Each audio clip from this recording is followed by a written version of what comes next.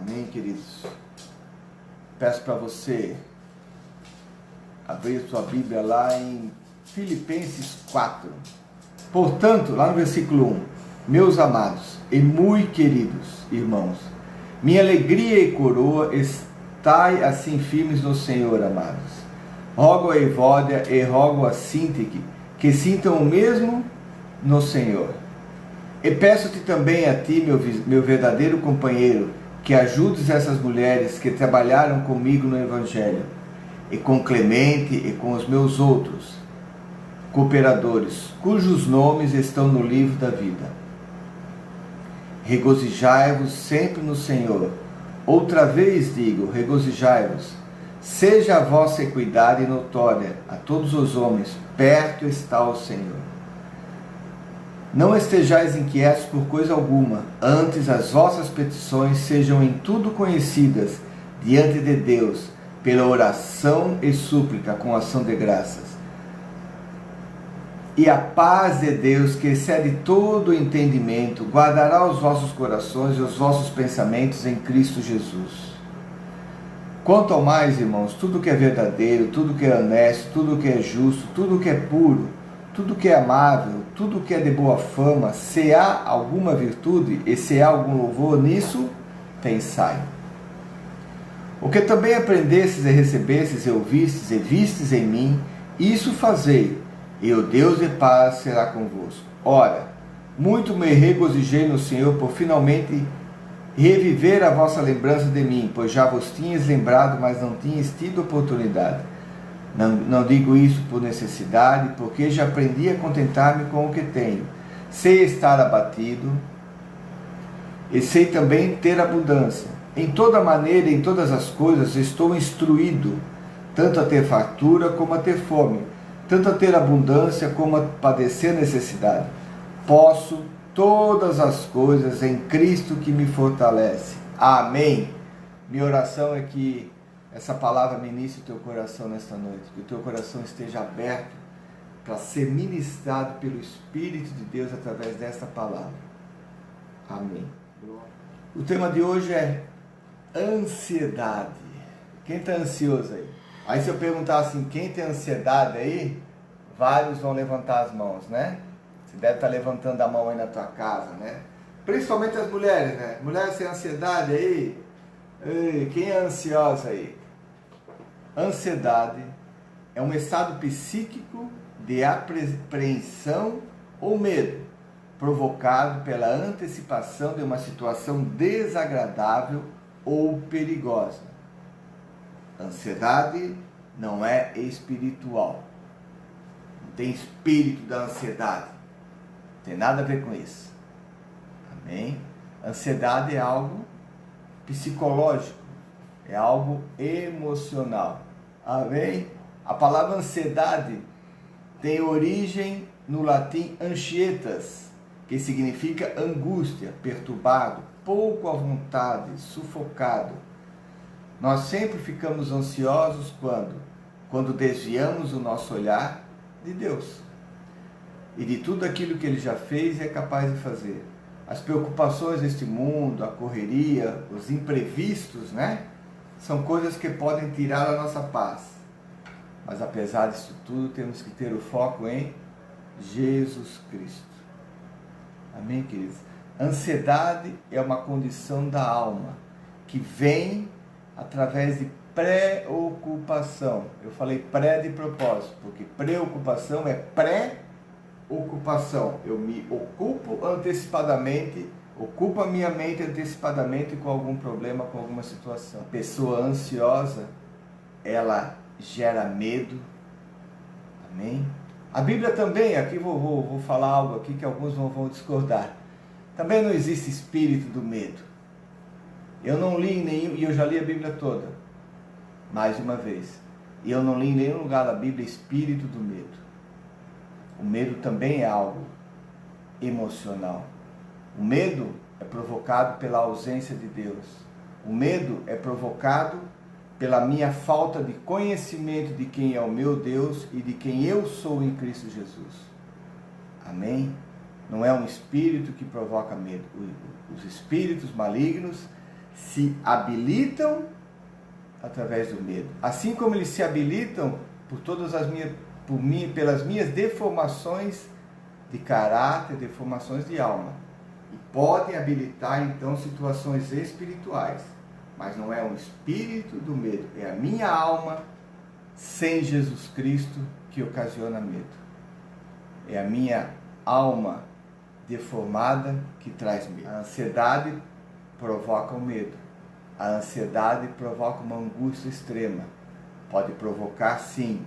Aí sim ela pode gerar um pânico e habilitar algo espiritual. Que aí pode vir uma depressão, que inicialmente não é espiritual. Uma depressão também é uma condição da alma, por isso precisa ser tratada.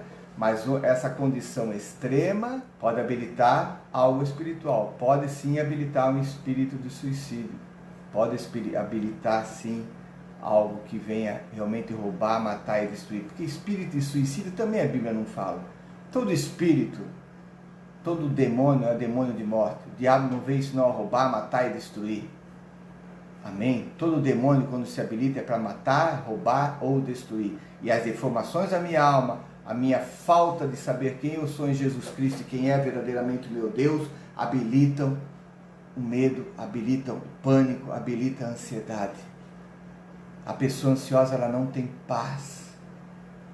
As pessoas hoje no mundo, muitas estão, não só de agora por causa do coronavírus, né?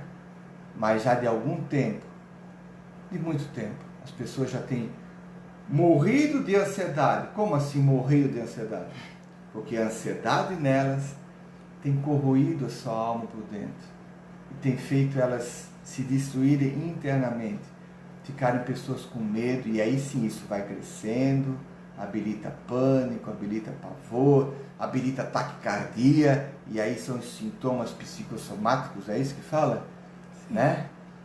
Existe uma tribo, ou pelo menos existia uma tribo eu acho que era na Papua Nova Guiné, que existia uma lenda neles lá, uma situação deles, de que o pajé, ele tinha uma máscara muito horrível, e quando ele colocava aquela máscara, eles acreditavam que quando ele colocasse aquela máscara, era a máscara da morte. A primeira pessoa que ele visse, ou que visse ele com aquela máscara, ela iria morrer. Então quando ele saía da oca lá, com aquela máscara, o primeiro coitado que visse ele, o cara entrava num êxtase, numa situação tão grande de pânico, que ele se trancava na sua oca, ele tinha febre, tinha calafrios, e ele acabava morrendo. Não porque o pajé tinha algum poder, mas porque ele se colocava numa situação de tanta ansiedade, uma ansiedade extrema, que aquilo ia habilitando medo nele, ele ia entrando numa depressão profunda, num pânico, não se alimentava, entrava em estado febril e morria. Isso acontecia, era real. Amém? Nós temos que ter o nosso foco em Jesus Cristo. Nós temos que ter o nosso foco nas promessas do alto. E hoje, infelizmente, o foco da humanidade está onde? Está no coronavírus. Eu vou passar algumas coisas para vocês entenderem, para que nós possamos entender que a situação, sim, ela é muito perigosa, mas não é tão perigosa. Vocês vão entender que na Terra, a humanidade passou já por algumas epidemias. Uma delas, que é a famosa gripe espanhola, que aconteceu nos idos de 1918 até 1920. A gripe espanhola, que na realidade espanhola não tinha nada, porque ela não se originou na Espanha, ela é chamada gripe espanhola, por quê? Porque ela aconteceu durante a Segunda Guerra Mundial, e a Espanha, como foi um país neutro, ela se manteve neutra na guerra, as suas comunicações estavam limpas. Aconteceu uma grave pandemia do influenza, que é o tal do H1N1, a gripe, e a Espanha, as comunicações estavam funcionando bem. Os outros países, porque estavam envolvidos com a guerra, a Grande Guerra, não comunicavam nada. Ninguém queria dizer que no meu país aqui tem gripe e está matando tantas pessoas, para achar que o outro país ia se achar mais forte, porque aqui estava morrendo gente. Vocês estão entendendo? Então essa gripe não foi espanhola, ela aconteceu durante toda a Europa. Ela matou quase 1/4 da população mundial. A gripe espanhola infectou mais de 500 milhões de pessoas, isto em 1918 a 1920. Acredita-se que ela matou de 17 a 50 milhões de pessoas. Eu vou repetir, a gripe espanhola matou no mínimo 17 milhões, até 50 e alguns acreditam que até mais, até 100 milhões de pessoas a gripe espanhola matou. Numa época em que as condições sanitárias eram muito piores do que hoje. Numa época em que as condições de saúde eram muito piores do que hoje. E durante uma grande guerra. Então as condições eram totalmente desfavoráveis para o ser humano. E aí veio essa gripe, tal da influenza, e exterminou milhões de pessoas. Talvez na época as pessoas acharam que era o fim do mundo, mas não era ainda. Não é o fim do mundo ainda, querida. É grave a situação? É. Você precisa se cuidar? Sim. Mas ainda não é o fim do mundo. Não se desespere. Não se deixe consumir pela ansiedade do que vai ser no dia de amanhã. Amanhã você vai estar vivo, tua família vai estar viva em nome de Jesus. Amém? A gripe espanhola foi uma das maiores das epidemias mais mortais sobre a face da terra. E mesmo assim, não foi o final do mundo. Amém? E teve outra pior. E a gripe espanhola, ela começou, não se tem noção onde. Alguns acreditam que foram trabalhadores chineses, de novo a China, que vieram para trabalhar atrás dos frontes dos aliados, 20 e poucos, 25 mil chineses que eles trouxeram para trabalhar atrás das linhas aliadas, que trouxeram a gripe, porque a China teve um surto de gripe em 1918. Então acredita-se que começou lá, mas isso não está certo. E ela começou de uma forma muito rápida e terminou assim de uma hora para outra. E até hoje nem sabem por que terminou. Algumas hipóteses, os médicos conseguiram melhor o tratamento da pneumonia, que ela acabava causando isso. As pessoas começaram a se cuidar mais. E ela, de uma hora para outra, ela exterminou. Ok? Para ter ideia, no dia 16 de outubro de 1920, ela matou só naquela semana 4.600 pessoas. E aí, 20 dias depois, em 11 de novembro, ela tinha praticamente desaparecido. Teve uma outra grande pandemia na raça humana, que foi a peste negra, ou a morte negra, que foi pior ainda, que foi uma das mais devastadoras, que resultou na morte de 75 a 200 milhões de pessoas. Eu vou repetir, a peste negra matou entre 75 a 200 milhões de pessoas. E isto lá nos anos de 1346 a 1353. A doença era causada por uma bactéria transmitida pelos ratos, pela pulga, que picava os ratos, e o tal dos ratos pretos e outros roedores. Ela foi muito acentuada na Europa, infectou em torno de 450 milhões de pessoas.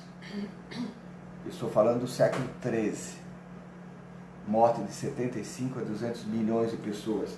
Morreu tanta gente que do século XIII a população decaiu e ela só voltou a ter os mesmos números lá no século XVII.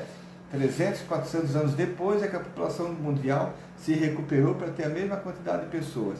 E ela foi muito, mas muito mais grave do que é hoje. Muito mais grave do que a gripe espanhola nos anos de 1300, no século XIV, as condições sanitárias eram muito piores e o conhecimento científico muito menor. E mesmo assim não foi o fim. Entenda, Jesus nunca falou que Deus vem, ou que Ele vem e vai destruir a raça humana. Não haverá um fim do mundo desta forma. Haverá pestes, doenças, sim, haverá tremores, maremotos, guerras, rumores de guerras, sim. Então virá o fim. Mas o fim não será através de uma grande guerra ou de uma grande peste. Entenda isso. O mundo não vai acabar. O mundo vai cessar a sua atividade e iniciar uma nova atividade com a vinda de Jesus Cristo. O mundo natural realmente deixará de existir e virá um mundo espiritual. Seremos glorificados em Cristo Jesus. Isso é outro assunto. Amém? Eu só quis colocar esses números aqui para que a gente entenda. Querido, é grave, você precisa se cuidar. Ah, mas eu sou novo, não estou no grupo de risco, mas você pode contaminar pessoas que estejam no grupo de risco sem saber, pegando alguma coisa no mercado, por aí, tocando em alguma coisa, que depois alguma pessoa idosa ou pessoa que tenha deficiência ou alguma enfermidade vai tocar e vai se contaminar. Então, prezando pela tua vida e mais ainda pela vida das pessoas, cuide-se muito. Seja obediente às determinações do governo, mas sem ansiedade, sem essa preocupação extrema. Eu tenho que ser diligente, disciplinado, mas sem ser neurótico. Amém? Há uma diferença de ser disciplinado, obediente, né? Organizado, asseado, e isso é sempre, sem ser neurótico. A ansiedade acaba criando neurose nas pessoas. Elas ficam, como eu falei, habilita medo. Não é que habilita medo, ela acaba gerando um medo. Porque a minha alma começa a ficar deformada e eu começo a enxergar medo em tudo. E o que o inferno faz é apenas potencializar as minhas deformações. O inferno só usa contra nós a munição que nós damos para ele. Não é, pastora? Nós damos... Eu sempre digo, Satanás tem um rifle sem bala, sem munição. Quem coloca munição no rifle dele sou eu. É o que eu digo, só fazem comigo o que eu deixo fazer. É mais ou menos isso, é exatamente isso que Satanás faz com a gente. Se eu dou espaço para ele agir, se eu deixo uma brecha, ele vai começar a agir. É uma pontinha de medo. Chegou até o meio-dia, ela já está numa proporção que eu não vou conseguir chegar à noite com saúde, saudável. É mais ou menos esse o caminho. Amém. Aleluia. Não coloque munição na espingarda do inferno. Amém. Satanás tem um rifle apontado para a nossa cabeça, mas esse rifle está sem bala. Eu que coloco bala nele. Você que coloca bala nele. Quando você não apresenta as tuas deformações para o Senhor e se abre para ser curado, Satanás vai usar as tuas deformações contra você mesmo. E aí ele potencializa.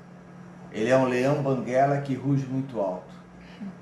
E aí o medo, a ansiedade faz com que os homens recuem. Deise, tudo bem, querida? Faz tempo, né, que não nos vemos. Um abração aí no Luciano e todos vocês. Então, querido, mas como que eu controlo então, pastor? Eu sou muito ansiosa. Não, você está. Deus não te fez ansiosa. Não vou usar só o feminino, né? Senão a mulherada vai brigar comigo, acho né? bom. Deus não te fez ansiosa. Querido, Deus não te fez ansioso. Gênesis 1, 26. Façamos, pois, o homem nossa imagem e semelhança. Deus nos fez, eu, pastora Dolores, cada um de vocês, imagem e semelhança dele. Deus nos fez, estava lá. Por isso que a Bíblia usa o plural, façamos. Estava Deus, Jesus Cristo e Espírito Santo, porque devido à Trindade sempre existiu e sempre há de existir, são eternos, ela é eterna.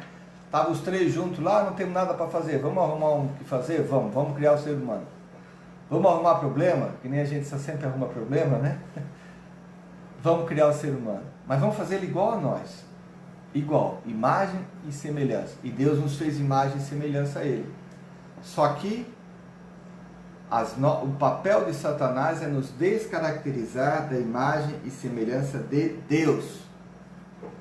Satanás vai lançando mentiras, enganos, potencializando situações. Eu vou dando vazão para isso, vou colocando munição na espingarda dele, e ele vai me descaracterizando da imagem e semelhança de Deus.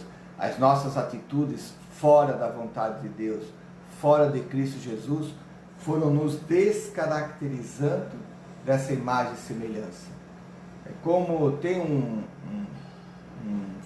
vídeo aí que passa sempre no Face de uma ovelha que se perdeu durante não sei quantos anos, que está lá, e dos cachorrinhos também, que estão todos cheios de pelo, todo imundo, que ninguém nem sabe que animal que está ali debaixo, e aí quando alguém encontra e começa a cuidar e limpa, tira aquele pelo todo de cima, fica aquele animalzinho bonitinho, perfeitinho. Nós somos assim, e as coisas do dia a dia vão colocando cracas sobre as nossas vidas, nós vamos sendo descaracterizados, vamos deixando de enxergar Deus e aquilo que nós somos nele. E aí vamos ficando ansiosos, vamos ficando com medo, preocupados, inseguros. Como é que eu vou dizer? As situações que nós passamos na nossa vida, desde a infância, colaboram e muito com isso. Ou talvez sejam só isso que provocam isso. Às vezes lá na minha infância, quando eu era até um bebê de colo, ou até no feto da minha mãe, minha casa pode ter passado por necessidade. Não, feto. No ventre. Ah, no ventre? Eu falei feto no colo? Não, Jesus, não. Feto no ventre da minha mãe, da tua mãe, pode ser que a tua família passou por dificuldade financeira, ou os pais discutiram, ou teve enfermidade, e isso foi gerando inseguranças, e já foi gerando ansiedade no coração. Aí quando nasce, as dificuldades do dia a dia, eu conheço uma pessoa que não pode, fica muito ansiosa quando tem que fazer alguma prova, algum teste, alguma coisa assim, porque passou algumas dificuldades no colégio, e a professora brigar, de passar vergonha, de o pai e a mãe não ter paciência, às vezes a gente não tem paciência com os filhos, briga. Você brigou com o filho teu na hora de fazer uma tarefa, uma criança pequena, que não está conseguindo, se você bater nela, brigar, ela vai gerar uma ansiedade. Cada vez que ela pensar em fazer tarefa ou estudar, ela já vai ficar preocupada, vai criar um bloqueio nela, ela não vai conseguir. Talvez você passou por isso, situações na tua vida, no trabalho, na vida sentimental, financeira, que houve uma situação de muito estresse e você não quer mais passar por isso, uma decepção muito grande, uma frustração muito grande, um medo, uma vergonha, e não quer mais passar por isso. Então quando só pensa nessa situação, já fica toda ansiosa, achando que vai passar por aquilo, já vai gerando um medo, um pavor interior. Ô Jair, boa noite, querido, Deus abençoe, lindão, bom te ver, amém. Em nome de Jesus Cristo, querido, tenha o teu foco em Jesus Cristo, nas promessas dele, porque todas essas deformações, essas situações que eu passei na minha vida, que foram gerando situações que criam ansiedade, isso foi me afastando da imagem e perfeição de Deus e me fazendo cada vez mais uma pessoa descaracterizada da imagem e semelhança de Deus. O homem descaracterizado da imagem e semelhança de Deus é um homem que tem medo de tudo. É um homem que tem insegurança com o dia de amanhã, com o que vai comer, o que vai beber, onde vai trabalhar, o que vai vestir, o que vai fazer. Vive com medo, porque está descaracterizado da imagem e semelhança de Deus. Ah, mas eu creio em Deus. Querido, até o inferno crê, até Satanás crê em Deus, porque ele sabe que Deus existe. Mas ele é totalmente descaracterizado da imagem e semelhança de Deus. Talvez você esteja descaracterizado da imagem e semelhança de Deus, descaracterizado da imagem de ser filho de Deus, da identidade. Eu digo por isso que a nossa igreja tem o nome Identidade Cristã, porque você precisa carregar essa identidade de Cristo, viver como filho de Deus nessa terra. Jesus não teve medo em nada, Jesus não tinha ansiedade, amém? Porque ele sabia que ele era em Cristo Jesus, e quem ele era em Cristo Jesus é bom, né? Quem ele era em Deus, ele sabia que ele era Cristo Jesus, filho do Deus Altíssimo. Você precisa saber que você é filho do Deus Altíssimo, que você está em Jesus Cristo. Aqui em Filipenses 4, eu vou tentar ser bem rápido aqui. O apóstolo Paulo começa dizendo, né: meus amados, muito queridos irmãos, minha alegria e coroa está assim firme no Senhor, amados.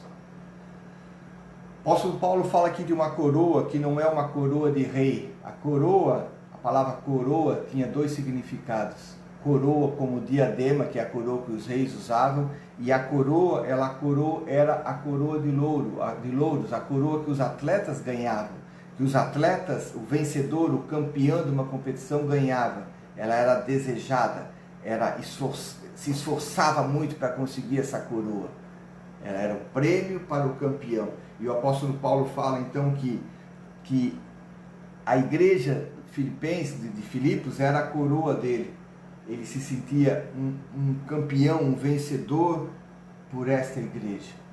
Como a forma que essa igreja se conduzia, como essa igreja andava. Isso dava, não é que dava um mérito, mas dava uma alegria para ele. Outra forma de usar o nome coroa era também, em alguns eventos, o anfitrião também coroava o seu hóspede com uma coroa de louro, uma comemoração. Isso para Paulo, a igreja era uma comemoração. Que a igreja de Jesus Cristo seja uma comemoração para você. Não seja um peso, nem um estresse, mas seja uma comemoração, que você se alegre na igreja. Amém? Aí eu vou pular aqui, quando ele fala, aí ele pede no versículo 3, e aí não fica claro se é para Timóteo, se é para Lucas, para quem que ele está pedindo que ajude essas mulheres no trabalho, e que são cooperadores, que estão com o nome escrito no livro da vida. No versículo 4 ele novamente diz, né, porque lá no 1 ele diz, minha alegria, sejam firmes, eu preciso estar firme no Senhor. Será que você está firme em Deus? Tem muita gente firme nas notícias do corona, né? Eu ia falar Corolla é um carro. Tem muita gente tão firme que vai morrer, tão firme que vai falir, que o mundo vai ser destruído. Eu estou firme em Deus. Você precisa estar firme no Senhor e nas promessas dele para a tua vida. E alegrar, está no versículo 4, o apóstolo Paulo fala, regozijai-vos sempre no Senhor. Outra vez digo, 2 vezes, regozijai-vos.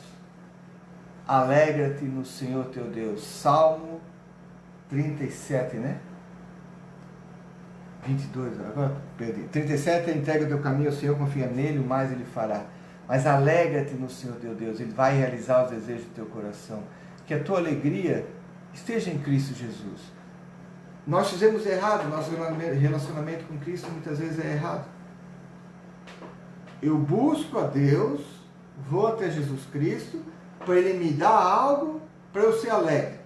Vou lá na igreja, faço a campanha, faço o voto, para Ele me dar alguma coisa para daí eu ser feliz. Está errado? Ele já te deu a vida eterna. Eu falei ontem, ele morreu na cruz do Calvário, não para te dar nada. Para não te dar nada mais do que a vida eterna, do que a salvação, do que a certeza de que você é filho amado do Deus vivo. Então, só por eu estar em Cristo eu tenho que ter alegria. Só por eu estar em Jesus Cristo eu já tenho que ser feliz. Não por aquilo que Ele me dá ou deixou de dar. A nossa expectativa está muito errada muitas vezes. Ai, quando Deus fizer isso para mim, aí vai estar tudo resolvido, pastor, nós vamos ser felizes. Está errado, querido, porque virá outro problema. No mundo tereis aflições. Jesus falou que no mundo tereis aflições. Vai ter aflições, mas tem de bom ânimo. Fique em paz, porque eu venci o mundo, você vai vencer também. Amém. Em nome de Jesus Cristo, não busque a Deus para Ele te dar alegria. Seja alegre por buscar a Deus. Seja feliz por poder buscar e adorar o Senhor teu Deus. Haverá um tempo, eu estava vendo hoje sobre a China, e a gente tem que pensar muito sobre a China.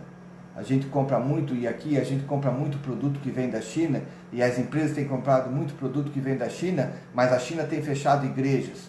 A China tem perseguido os cristãos. A China tem impedido o evangelho de ser pregado. Isso tem que ter uma consequência. E aí nós cristãos ficamos dando dinheiro para a China, e eles ficam fecharam as igrejas todas lá. E estão perseguindo os cristãos há muito tempo já. Amém? Pensa bem antes de você dar o teu dinheiro para a China. Acho que a gente tem que rever esse conceito aí. Estamos dando dinheiro para o inferno, fechar a igreja. Perseguir cristãos. Compra aqui no Brasil, compra da indústria nacional. Ah, mas é mais caro, mas abençoa. É o teu país. Amém? Vou fazer uma campanha aí, para de importar da China. Até o plástico bolha lá vem com do azinho dentro do plástico bolha vem com o vírus do corona. Tem que tomar cuidado.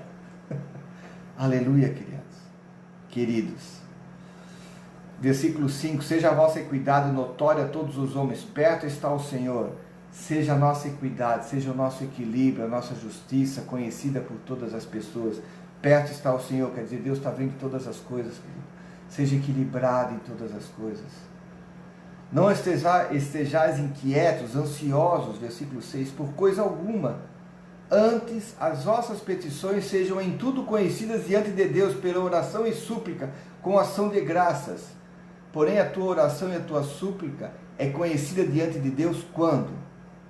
Quando você buscou a Deus, o teu coração está voltado em Deus. Porque a minha oração carnal de pedir coisas para mim, sem estar na vontade de Deus, Deus não ouve. Ele ouve, mas não atende. As nossas orações que são atendidas são as orações que foram guiadas pelo Espírito de Deus. São as orações que são fruto do meu relacionamento com Deus, da minha entrega, de eu me abrir para Ele me curar e eu me expor as minhas mazelas, eu reconhecer que miserável homem que sou, que eu preciso que Jesus Cristo entre no meu coração e limpe o meu coração de toda a malignidade, de todo o egoísmo, a avareza e tantos sentimentos malignos que ainda eu tenho. Quando eu consigo fazer isso, aí as minhas orações, aquilo que eu proferir, que eu orar, foi o Espírito de Deus que colocou em mim, não é um homem carnal. O homem carnal não sabe orar, vai orar besteira. Pedis e pedis mal, por isso não recebeis. Jesus Cristo já falou isso. Nós temos que pedir certo, e pedir certo é pedir movido pelo Espírito. Essa oração seja reconhecida diante de Deus. Amém?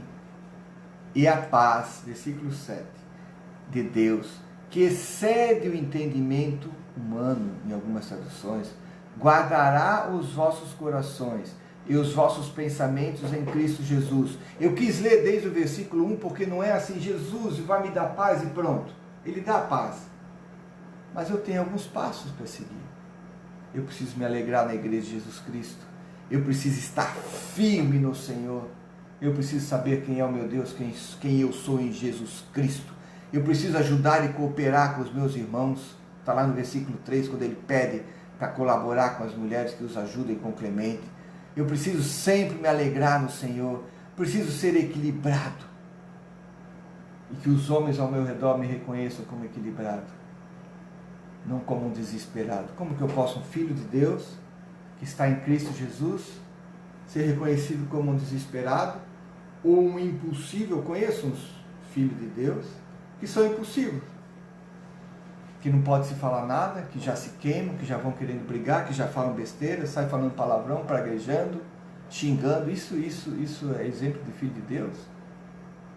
Na verdade, Paulo está dizendo assim, querido, anda como filho de Deus, que a paz de Jesus Cristo vai exceder, aliás, a paz de Jesus Cristo, que excede o entendimento, vai guardar o teu coração. O Filho de Deus tem paz. Agora, se eu não ando como filho de Deus, eu não vou ter paz. E não adianta você pedir para o pastor orar. Tem pessoa que diz, pastor, ora para mim para eu ter paz. Eu não vou orar. Porque não é assim. Paz, ela advém, ela é consequência de eu me manifestar como filho de Deus nessa terra. Paz, ela tem uma expressão latina, né? Em latim, que diz sine qua non, né? Os advogados gostam de usar isso. Sine qua non, uma condição inerente ao Filho de Deus. Jesus tinha paz? Sim ou não? Todo mundo responde, sim. Jesus tinha paz. Jesus transmitia paz. Porque ele andava, se manifestava como Filho de Deus. E a gente quer ter paz se manifestando como filho do inferno. Sendo impulsivo, agressivo. Não vai ter paz. Vai ser sempre ansioso. Filho do inferno é ansioso. Ele não consegue enxergar o futuro. Porque ele não tem futuro. Porque lá o seu espírito, querido, acreditando em Deus ou não, o espírito que está dentro de cada homem, cada ser humano tem o espírito de Deus, tem uma partícula de Deus que é o que dá vida, o Shain é o fôlego de vida. Esse espírito que está dentro de cada ser humano, seja um cristão ou um ateu, até um satanista, esse espírito que está lá dentro, ele almeja voltar para o Pai. E ele se entristece, porque ele sabe que o homem ali nele, carnal, está se distanciando cada vez mais do Pai. E isso vai trazendo cada vez mais tristeza interior, angústia interior, ansiedade e preocupação, porque ele sabe que não haverá um bom futuro para ele. A ansiedade é falta de certeza de um bom futuro. Eu quero dizer que o Filho de Deus tem um bom futuro. Amém. Filho de Deus, querido, sabe passar por qualquer coisa. Aí os cristãos usam, né? Evangélico, geralmente. Eu gosto de falar cristão, tá? Mas evangélico usa Filipenses 4:3. Coloca atrás do carro, põe na vidraça da janela. Vidraça da janela? Meu Deus. Na vidraça da casa, na janela. Tudo posso em Deus que me fortalece. Oh, aleluia. Eu posso comprar um carro novo, comprar um apartamento na praia. Posso fazer tudo, né? Não. Posso também. Só que, o que o apóstolo Paulo fala antes disso? Versículo 10. Ora, muito me regozijei no Senhor, por finalmente reviver a lembrança de mim, pois já vos tinha lembrado, mas não tinhas tido oportunidade. Ele se alegrou de ver a igreja, de lembrar da igreja. Não digo isto como por necessidade, porque já aprendi a contentar-me com o que eu tenho. Sei estar abatido, sei também ter abundância em toda maneira. Em todas as coisas estou instruído, tanto a ter fartura como a ter fome. Vou repetir. Em todas as coisas estou instruído, tanto a ter fartura como a ter fome, tanto a ter abundância como a padecer necessidade. Posso todas as coisas em Cristo que me fortalece. Filho de Deus, pode ser que você vai ter fartura e pode ser que você vai passar fome. E qual é o problema? Deus vai deixar de ser Deus? Pode ser. E aí? Porque Jesus Cristo não morreu na cruz do Calvário para te dar prosperidade. Aprenda isso, entenda isso. A Bíblia não fala isso. Ele morreu na cruz do Calvário para te dar vida eterna. E se você ler os apóstolos, a história dos apóstolos, todos morreram martirizados. Nenhum deles teve uma vida boa. Então esse negócio de cristão hoje em dia querer ter vida boa, teologia da prosperidade, me desculpa, não tem nada a ver com Bíblia. A teologia da vida boa não tem nada a ver com Bíblia. O apóstolo Paulo, que ele aprendeu a ter abundância e a passar fome. Quer dizer que ele passou necessidade, sim. E daí? Ele não negou a fé, não deixou de, como ele diz, de correr a carreira que estava proposta. Mas isso ninguém quer pregar, né? Isso não enche igreja pregar que, filho de Deus, pode ser que você vai passar fome, tá? Eu não estou aqui falando também da teologia da pobreza, voto de pobreza, não tem nada a ver com isso. Deus não quer que seus filhos passem fome, Deus não quer que seus filhos passem necessidade, mas eu não vou ficar aqui dando promessa que não vem de Deus. Amém? Nós pregamos evangelho, pregamos Bíblia, se gosta ou não gosta. Porque Jesus também pregou um monte de coisa que a galera não gostava, muitos voltaram atrás. Certa feita ele perguntou se até os discípulos iam voltar atrás, porque o povo todo foi embora. Porque pregar que você tem que se arrepender, parar com seus maus costumes, criar vergonha na cara, isso ninguém quer pregar. Amém? Mas nós somos chamados para isso, então a gente prega. Arrependa-te dos teus maus caminhos, cria vergonha na cara, filho de Deus. Vai ler a palavra, vai ler a Bíblia, para de ver jornal e de ver besteira. Eu vejo jornal uma vez por dia, só para me informar e me atualizar. E tem coisa que eu nem assisto. Amém? Tem muito cristão descaracterizado da imagem e semelhança de Deus. Tem muito cristão que não deveria ser chamado de cristão, porque não anda como filho de Deus. E eu vou dizer para você que a Bíblia diz que somente o filho verá o Pai. E Jesus não vem buscar os cristãos. Pronto, agora vão cair no chão. Jesus não vem buscar os evangélicos, Jesus não vem buscar os católicos, os presbiterianos, os batistas, os assembleanos, Deus é amor, universal, não. Jesus vem buscar os filhos de Deus. A igreja de Jesus Cristo, nós falamos ontem sobre a igreja, é a união, é o conjunto dos filhos de Deus. E eu só sou filho se eu me manifesto como filho. Se eu não me manifesto como filho, então eu não sou filho. Posso ser um monte de outra coisa, mas eu não sou filho. Mas eu quero dizer que você é filho, querido. E está na hora de você se manifestar nessa terra como filho. Nessa situação agora de pandemia, cara, aí que os filhos têm que se levantar em paz. Aí que os filhos têm que se levantar e manifestar paz. Sal da terra, luz do mundo. Ou luz da terra, luz sal do mundo. Eu sempre troco essa coisa. Luz da terra é sal do mundo, né? Não, sal da terra, luz do mundo. Amém? Eu gosto de ser assim, queridos, informal. Porque Jesus era assim, sentava numa pedra, em cima do monte, no sol, na chuva, onde fosse, e começava a pregar a palavra. Sem criar um clima, apaga a luz assim do holofote, cria aquele clima. Não tem clima. Clima é um coração aberto e arrependido. Clima é um coração de adorador que deseja adorar o Pai. Porque é esse que ele busca, adorador em espírito e verdade. Esse é o clima para o Espírito Santo agir. Não tem clima físico, organizacional para o Espírito Santo de Deus agir. Tem clima interior no meu coração aberto para ser tocado pelo Santo Espírito de Deus. E oro para que o teu coração seja aberto para que você seja tocado pelo Santo Espírito de Deus. E o Filho de Deus que está em você se manifeste nessa terra. E toda a ansiedade da tua vida seja lançada fora. Porque a certeza de quem você é em Cristo Jesus e quem é Deus na tua vida vai lançar fora toda a certeza. Amém. É só isso que lança fora a ansiedade, querido. Pode fazer um monte de treinamento aí, tratamento psicológico. É bom, precisa, para curar algumas feridas da tua alma, é importante. Mas isso não vai trazer cura para a tua alma perfeitamente. A cura verdadeira para a tua alma é saber quem você é em Cristo Jesus. É saber quem é o teu Salvador, teu Senhor e Salvador. O resto, me desculpa, é balela. Amém? Não estou bravo não, é que é assim mesmo. É que eu vejo a gente perder muito tempo. Eu me indigno porque os cristãos têm perdido muito tempo na face da terra, querendo tratar de coisas naturais de forma espiritual, de coisas espirituais de forma natural e fazendo banzé total. O que é natural, o que é espiritual. Uma coisa não discerne a outra. Aliás, a espiritual discerne todas as coisas. O natural não discerne nada. Amém?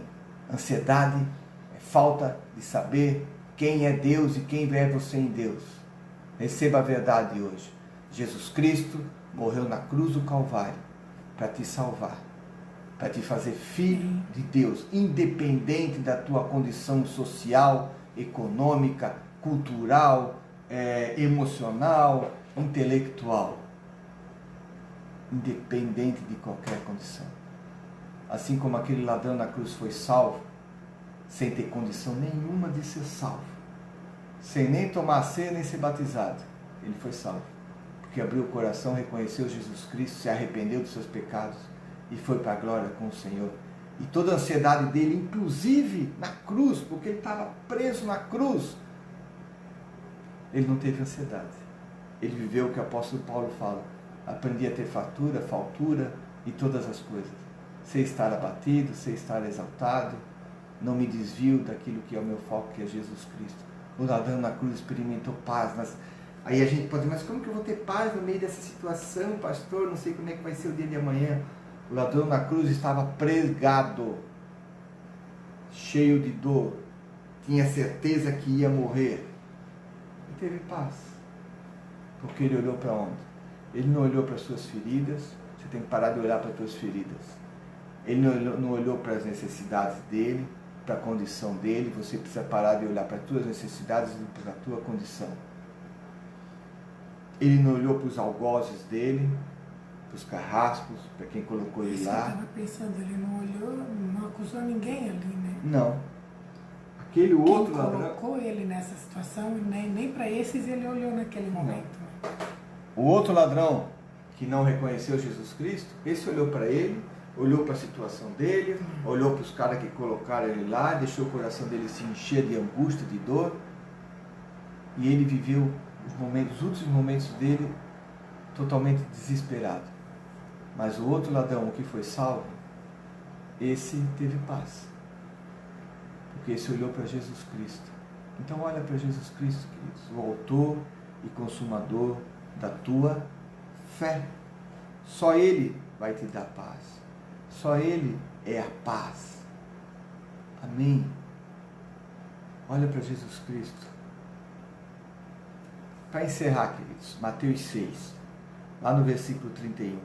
Portanto, não se preocupem dizendo que vamos comer, agora é Jesus Cristo mesmo falando, tá? Ou que vamos beber, ou que vamos vestir. pois os pagãos é que correm atrás dessas coisas. Jesus, então nós somos tudo pagão. Mas o Pai Celestial sabe que vocês precisam delas.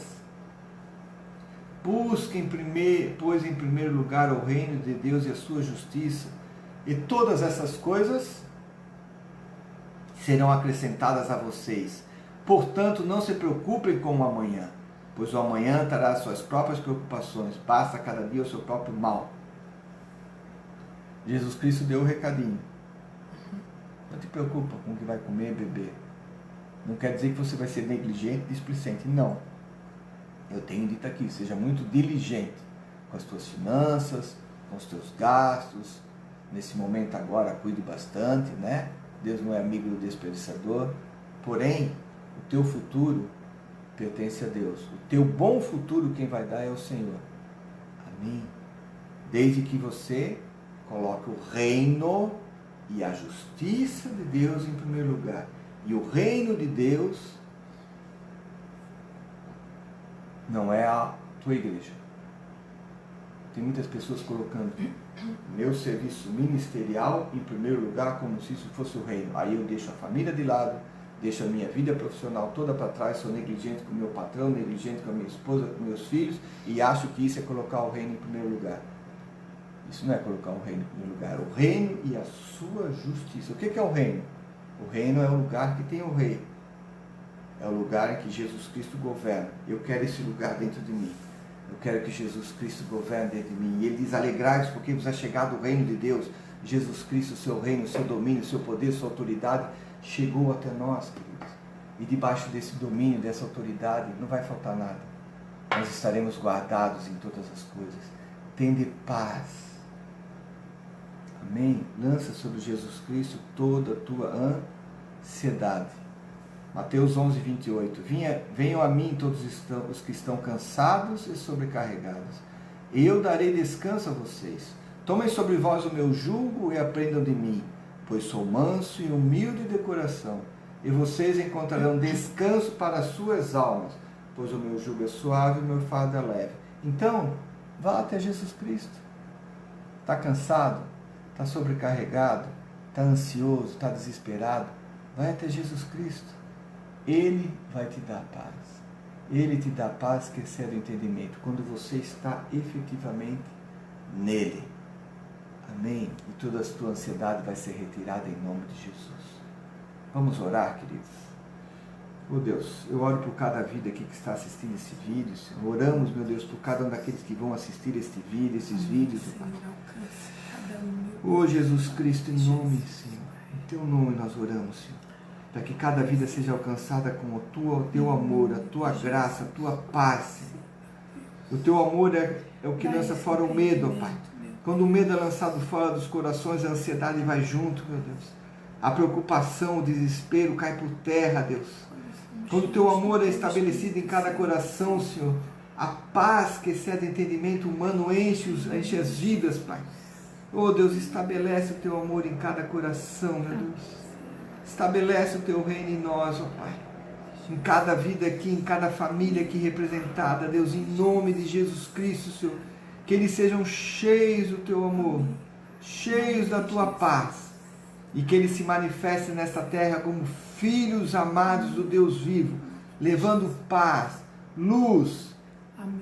Por onde quer que eles andarem, meu Deus, que eles sejam transformadores de situações, transformadores de ambiente, que sejam luz, levando luz em meio a trevas. Este mundo está em trevas, as pessoas estão nas trevas da ansiedade, da preocupação, do desespero, e que os teus filhos sejam luz em todas essas situações, Deus, por toda esta terra, Pai.